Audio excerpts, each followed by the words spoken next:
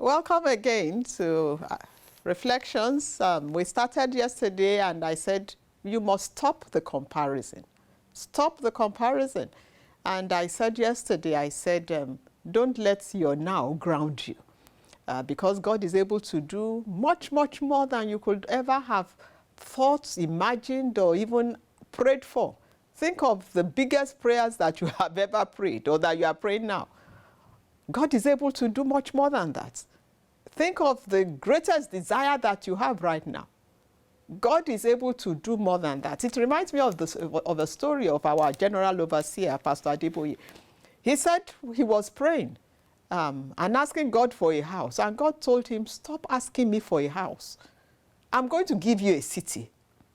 And somebody who didn't have a house, and you are telling him you are going to give him a city. He said he wondered, city. How will that happen?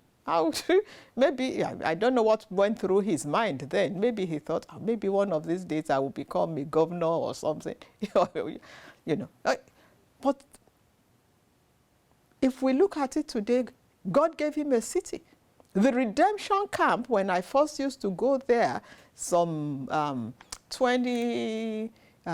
20 years ago, I remember when we had the first Congress there, the Congress which is the December celebration, not the Congress that they used to do way back, many years ago. But about 20 years ago, that's when I went for that Congress, there was one street. And every year as I go back, the camp has grown bigger and bigger and bigger. Before you needed to do some kind of banking transaction, it was just a camp. But today, there are banks inside that place. There are schools in the place. From elementary school, kindergarten, or daycare, all the way up to tertiary level, a college. Not one school, not two schools. There's a clinic in there. There's a market in there. Well, markets. There are supermarkets in there. It is a city, there, all kinds of artisans, hairdressing salons. I could just go on and on. You get into, we still call it camp, but in actual fact, it's no longer a camp. It has its own sewage system, its own electrical system, its own water system. It's a city. It's a city. Various homes, apartments, hotels, restaurants. Stop the comparison. Don't let your now ground you.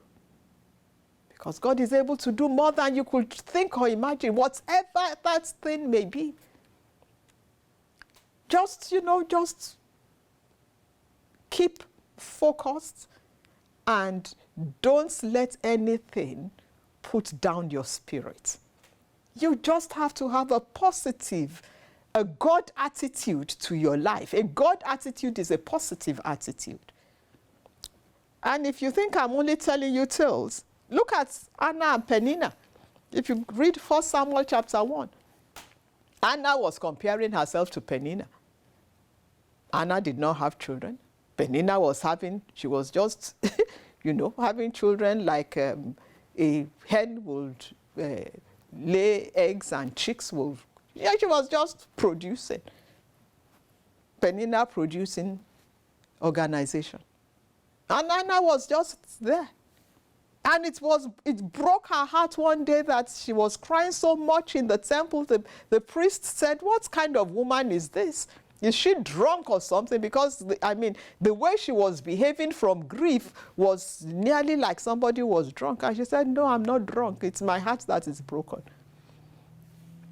And the priest said, your heart is broken in the temple of God. Just go your way because God has heard your prayer. And immediately she had a God attitude. She began to rejoice and she left. Your God attitude is going to make the difference for you. Peninnah, or Anna and Peninnah. And we are told that, I don't know how many children Peninnah had. Maybe she had 5 children. I don't even remember. But then Anna had 1. And then Anna had other children. But that one that Anna had is the one we all know. His name is Samuel. His name is Samuel. Do you know the name of any of Peninnah's children? Just tell me the name of one of them. And here we are. In the Bible, we have 1 Samuel, 2 Samuel. Don't let your today ground you. And don't compare yourself to anybody. Don't compare yourself to anybody. God has a script for you. Just you. And like I have said, just pick yourself up. Pick yourself up. Develop a God attitude. A God attitude is a positive attitude. And just see how God makes over your life.